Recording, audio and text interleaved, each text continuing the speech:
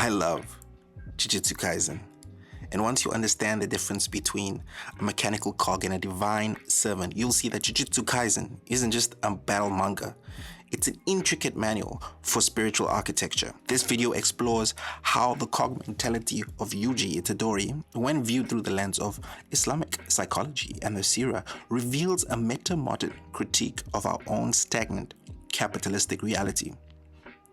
Most fans are busy arguing about flawed agendas and the brain rot of Lobotomy Kaisen, but the next part about why Kenjaku is actually an immortal failure of the nafs is even more chaotic. Stay tuned.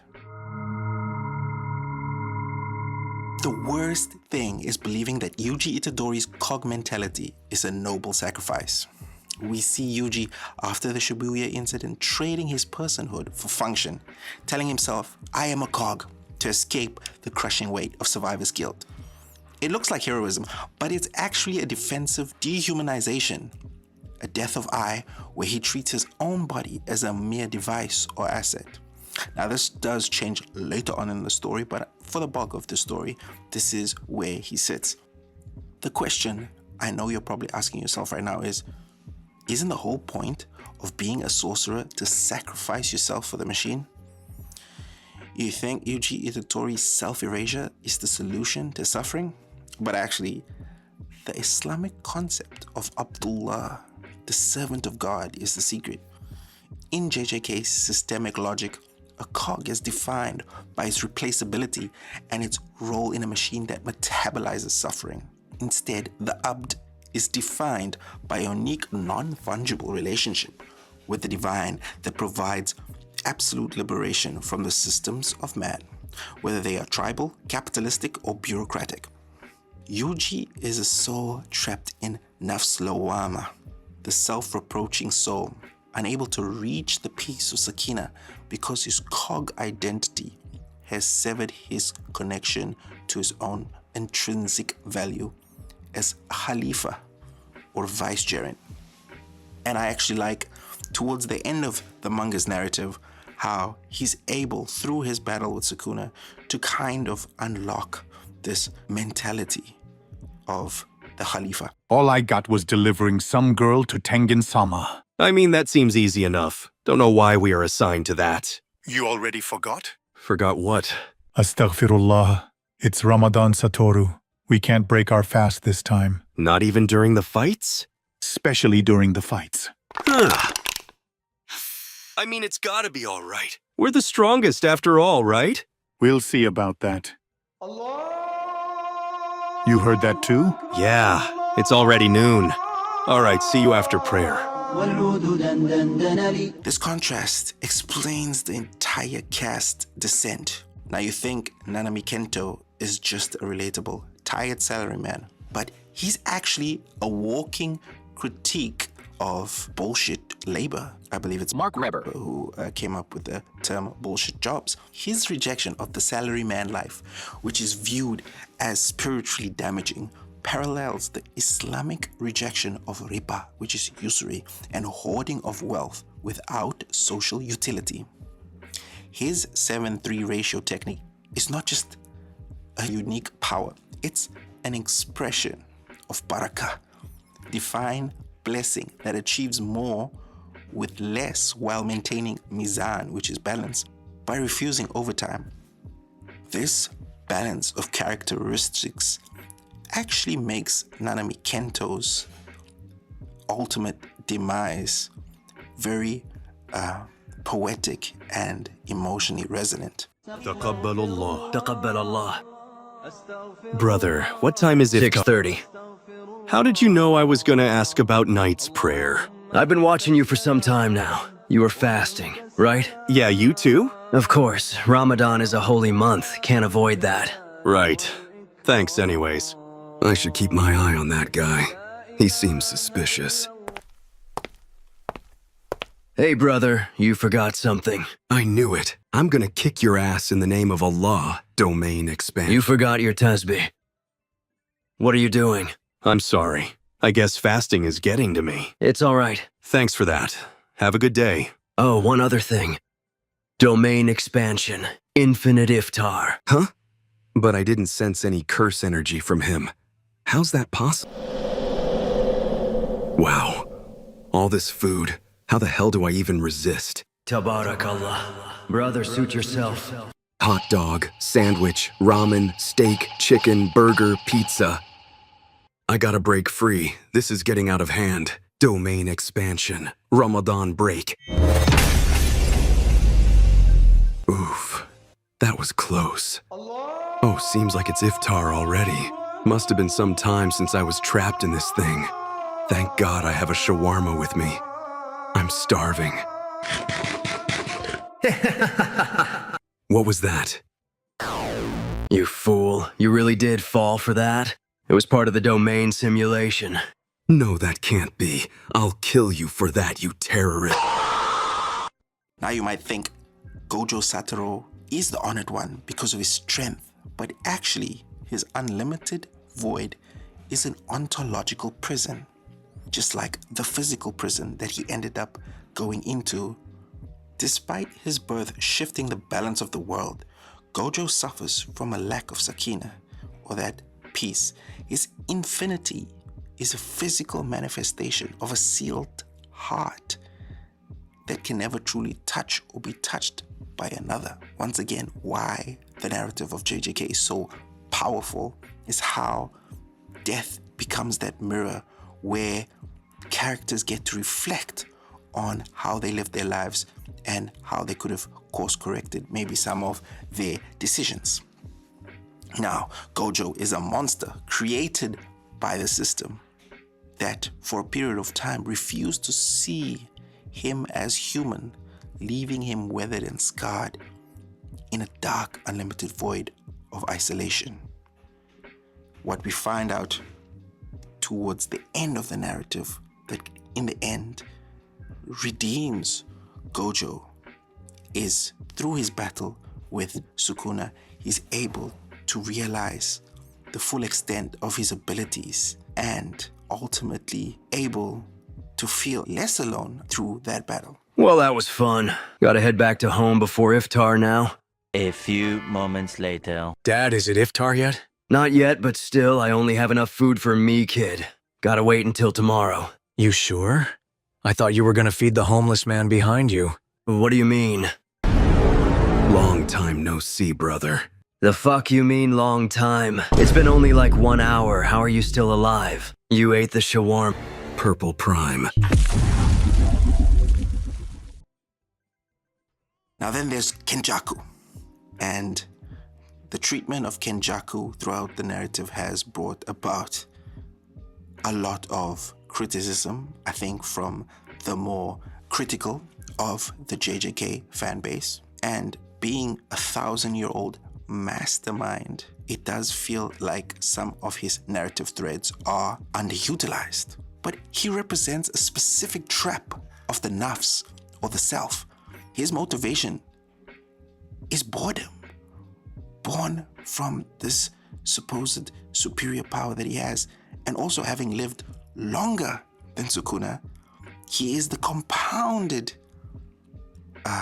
effort. He's the compounded embodiment of this ultimate boredom with power and concentration of ability. It maybe even atrophied some of his stronger abilities because of the fact that he lived so long that possibly even nerfed himself in order to better enjoy the interaction with other humans. Now, this destructive apathy of immortality, kind of epitomized in his statement that he's forgotten what regret is like, is the ultimate sign of a heart that has lost its orientation towards the akhirah. The hereafter is epitomized with all those beautiful vignettes that appear after character deaths or just before a character is about to die, where they get the opportunity to reflect on their life and their decisions. The concept that life is a finite trial with a greater purpose. I made a mistake. Now my inner body is filled with prime and my fast is broken. Any last words? My son's food. It's in fridge behind the ice. Do whatever you want with that. I strongly suggest you to eat for iftar for yourself. If you take one thing from this video, make it this. Jujutsu Kaisen teaches us that oppressive ideologies are nothing but curses that need to be exorcised. Whether it's the Zenin clan's stagnant conservatism, which mirrors the tribal arrogance and Jahiliya ignorance of Meccan elites in the Prophet, peace be upon him's time, or Sukuna's tyranny of his nafs amara, the soul commanding evil. These systems dig their own graves by dehumanizing the youth. Contrast is key to mastering this narrative. By placing Yuji's benevolence against Sukuna's malevolence, Gege Akutami forces us to find the only shape of self that still fits inside a nightmare. Yuji's final domain expansion is the physical iconography of Nia intention. It is a move from being a disposable cog. It is the realization that while the world may be a Kodoku jar, the human soul is built to transcend the jar through connection and meaningful action. A good dad provides for his beloved daughters and sons. A good dad also keeps pictures and posters of his loved ones inside his house to always remind himself how lucky he is. Not saying I'm a good dad, but you definitely should be. So don't waste any time. Take a look at ADP posters. They are well printed, large, beautiful, and unique. But if by any chance you don't like posters, ADP doesn't limit you at all. Check out their website for more stuff you might like, such as figures, body pillows, and many more. Use the code ADP-PSYCHO to get 10% discount on your purchase. We've transformed our understanding of JJK from a mindless battle shonen into a meta-modern exploration of identity. We've seen that the true strength isn't Gojo's isolation or Sukuna's Darwinian hunger, but the ability to maintain a sound heart free from malice and arrogance in a broken system. JJK is a generational experience that proves that the blue spring of youth is not only saved when we stop being cogs and start being human beings who carry the torch for one another.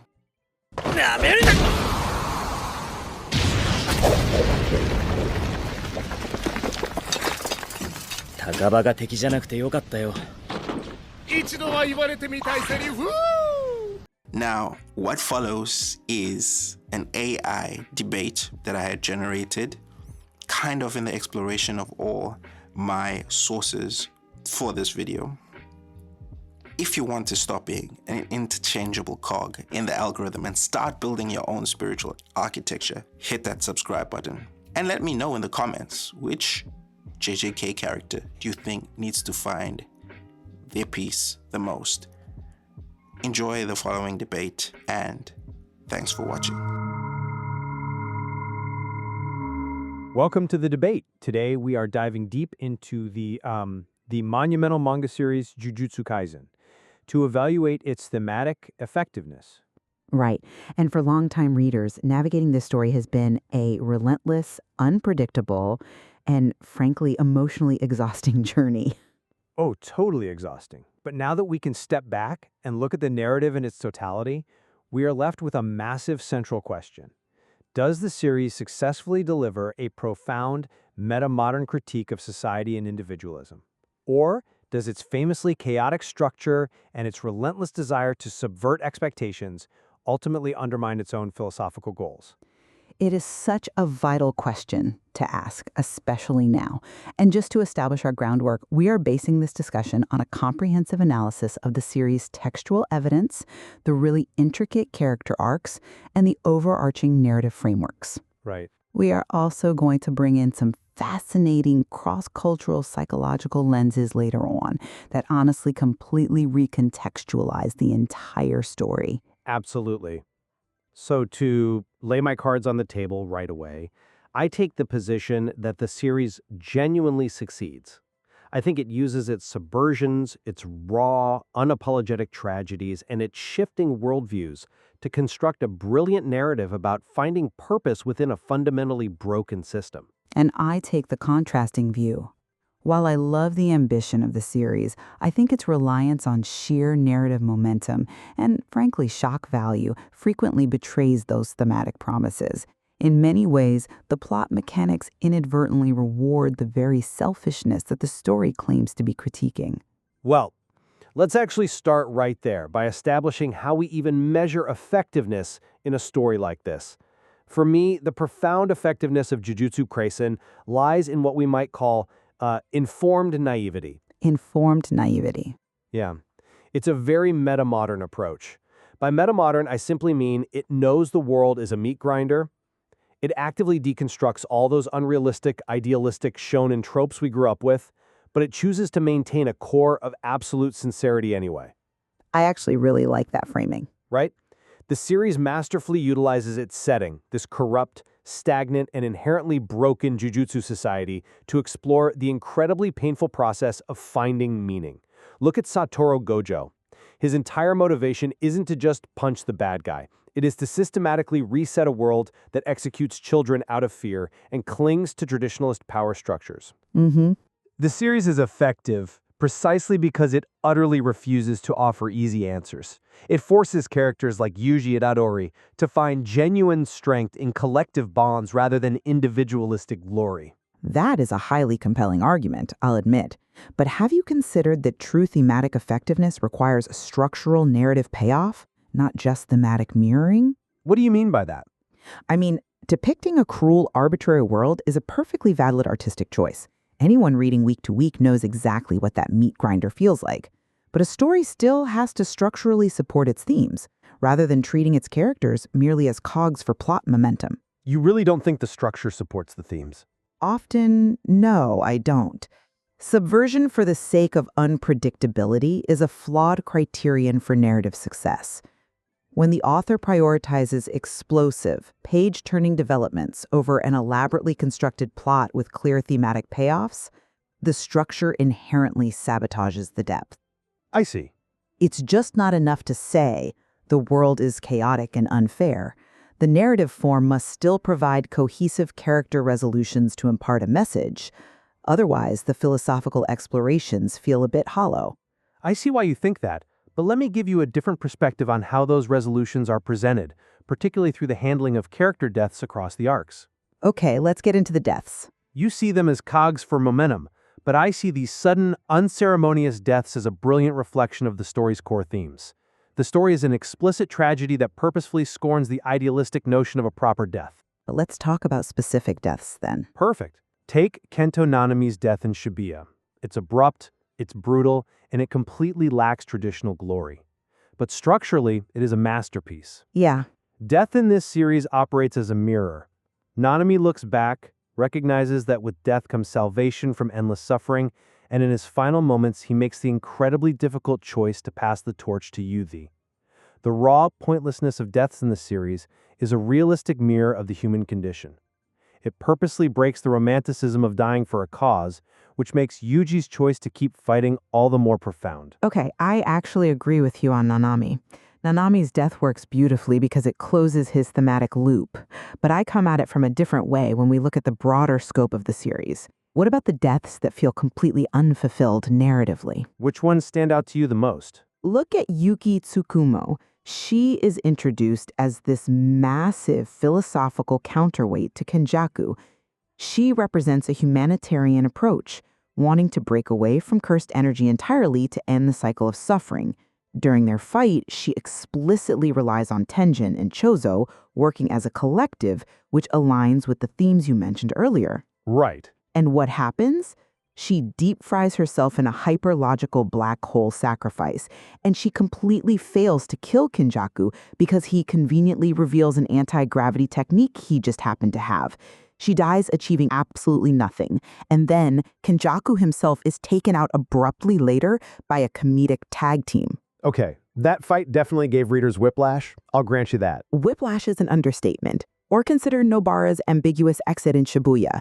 She is taken off the board for years, only to be resurrected in the final 5 chapters with virtually no buildup, purely to land a resonance strike on Sukuna at the exact right second. It was a very tight timing, yes. That isn't passing the torch. That reflects a prioritization of shock value over cohesive character resolution. It leaves the philosophical weight of these characters completely unsupported by the plot. That's an interesting point, though. I would frame the abruptness differently. The very suddenness you're pointing out is actually the point of the tragedy. When Yuki dies or when Nobara is taken off the board, it forces the surviving characters, and us, the readers, to carry the immense burden of meaning. Think back to Aoi Todo arriving in Shibuya. Right, his big speech about being the exception. Yes, he reminds Yuji that jujutsu sorcerers are the exception. They do not have the luxury of stopping to mourn or demanding a narratively satisfying Hollywood conclusion to their friends' lives. They must keep moving forward despite the absolute suffocating grief. I hear you, but The effectiveness of the theme is proven by the fact that it makes the reader feel the senselessness and the unfairness of the loss. Yuji is forced to abandon his naive idea of a proper death and accept his role as a cog, fighting precisely because the system is merciless. I understand the meat grinder logic. I really do. But let's look at where that logic leads us in the final arcs, specifically regarding the decisions, the grand fights, and where these characters ultimately end up. Because I think there is a massive contradiction at the heart of the Shinjuku Showdown. How so? Well, the story claims to value collective strength and the bonds between allies, right? Gojo's whole dream was to foster strong, intelligent allies so no one is left at the top. Exactly. Yet the narrative mechanics continuously, relentlessly reward sheer individualism. Look at Sukuna. The ultimate calamity. Exactly. He explicitly states that flocking together is a weakness. He disregards all bonds, views human life as completely ephemeral, and he absolutely dominates the entire cast for 50 chapters. Or look at Toji Fushiguro, a man who cast aside everything, operated purely on instinct, and achieved the absolute pinnacle of physical power. True. Their individual power is staggering. Meanwhile, characters who rely on others, like Yuki relying on Tenjin, or Megumi relying on his summons and his sister, are brutally punished. Sukuna's utter selfishness is validated by the power system itself time and time again. How can the theme be about collective bonds when the universe actively rewards the ultimate narcissist? That is a harsh way to look at it. But I can't entirely disagree with how dominant Sukuna is presented. However, doesn't Gojo's long-term strategy reframe that entire narrative for you? I'm not convinced by the idea that the universe rewards selfishness if you look at the ultimate culmination of the story. You have to look at the endgame, not just the middle chapters where the villain holds the upper hand. But the villain holds the upper hand because his philosophy is structurally stronger in the magic system. In a one-on-one fight, yes. Sukuna's individualism makes him an unparalleled force of nature. But Bojo's ultimate victory wasn't in individual combat. Gojo invited defeat against Sukuna, but Gojo won the long game. He successfully raised exactly what he promised, a generation of strong, intelligent allies who systematically dismantle Sukuna together. By jumping him, essentially. Yes, exactly. Yuji, Yuta, Maki, Todo, Nobara, they all contribute to chipping away at that absolute individual power. No one could beat him alone, which proves Gojo's point that isolation is a dead end.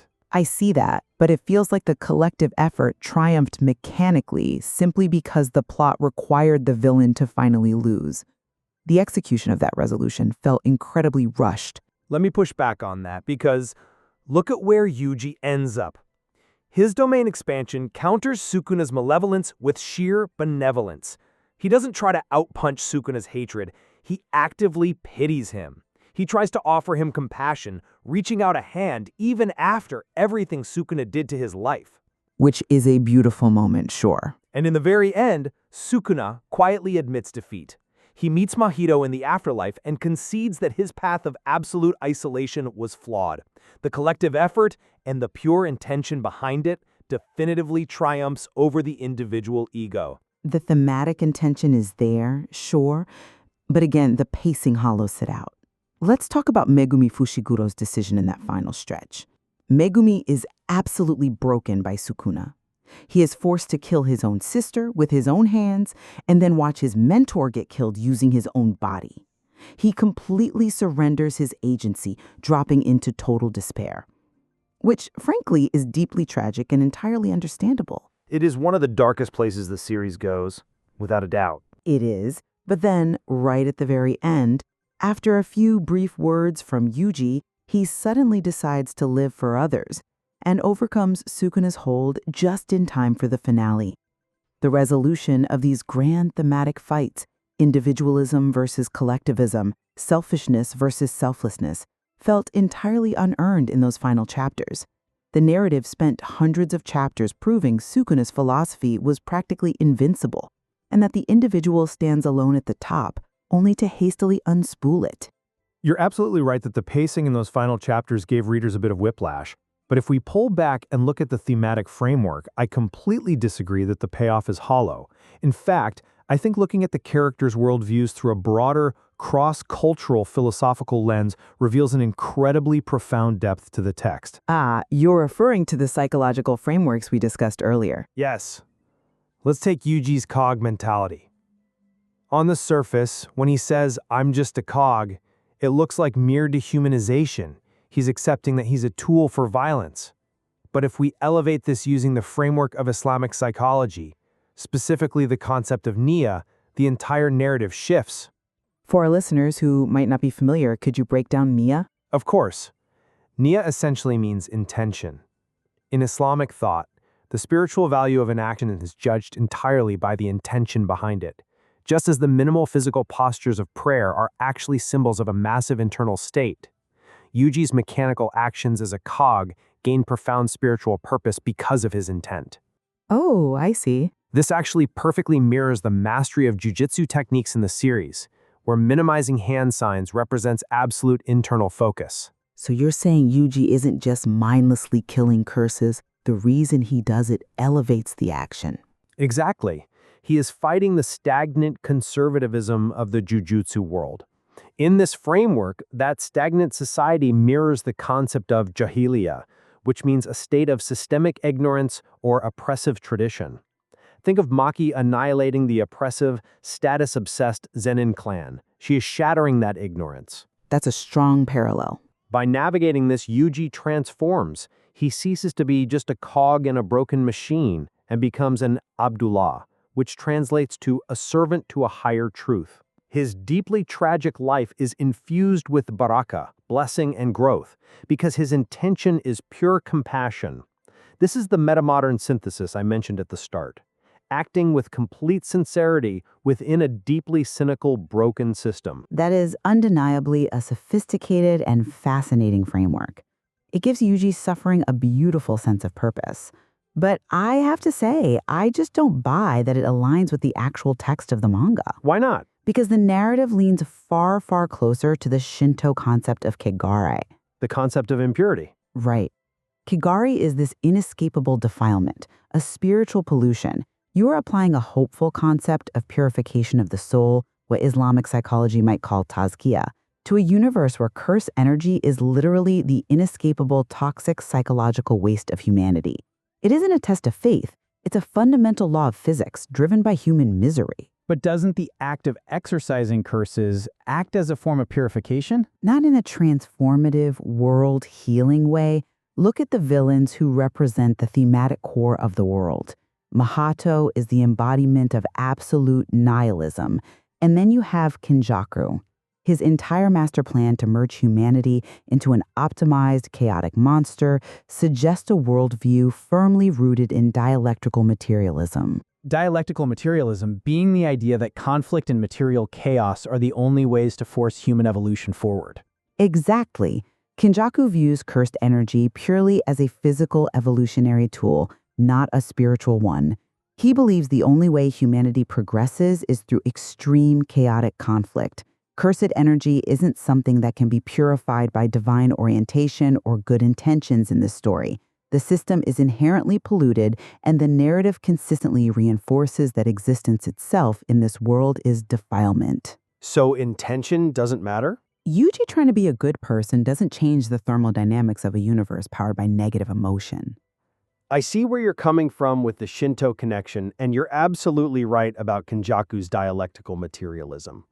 But it is exactly because the system is fundamentally rooted in kegare, in that defilement, that Yuji's choices matter so much. How does it change the outcome, though, if the world remains polluted? Because the metamodern synthesis doesn't require the world to be pure, it requires the individual to choose sincerity in spite of the impurity. When Yuji expands his domain in those final chapters, he doesn't try to eradicate the cursed energy. He uses it to project compassion. He does offer Sukuna a way out. He offers Sukuna a hand.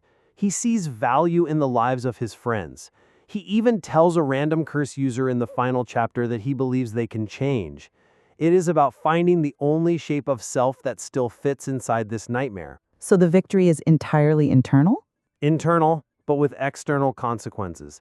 By refusing to succumb to the nihilism of Mahito or the absolute selfishness of Sukuna, Yuji exercises the true curses of the series, which aren't just the literal monsters, but the oppressive, conservative ideologies and the absolute isolation of the ego. He proves that human intention and collective bonds can survive and even thrive in a world defined by defilement. Well, we have definitely unpacked some heavy concepts today. I think if I were to distill my position after all this, it comes down to the architecture of the story. While the intellectual and philosophical ambitions of this series are absolutely undeniable, and it really does pose phenomenal questions about individualism and societal decay, its chaotic narrative execution sabotages its own weight. The pacing issue again. Yes. The ambiguous character conclusions, the sudden deaths that lack payoff like Yuki's, the rushed final chapters, and the relentless reliance on shock value often leave its brilliant themes structurally unsupported. When a narrative prioritizes unpredictability and raw momentum over cohesive thematic payoff, the philosophical depth simply becomes a casualty of the pacing. That is a very fair critique of the pacing, though I clearly view the structure a bit differently. For me, the thematic effectiveness of the series is precisely found in its profound exploration of human resilience.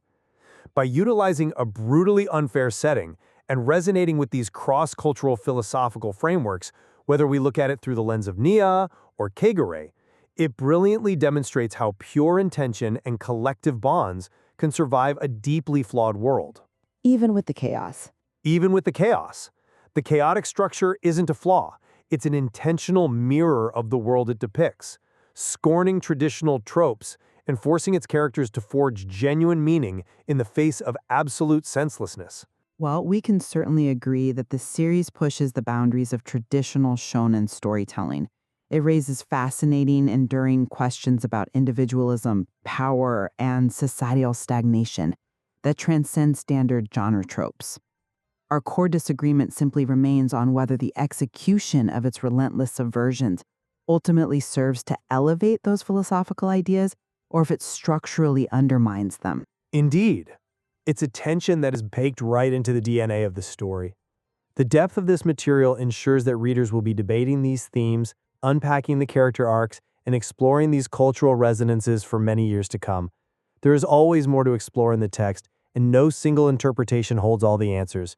We leave it to you, the listener, to weigh the evidence presented today, dive back into the source material, and form your own conclusions about the true effectiveness of the narrative. Thank you for joining us.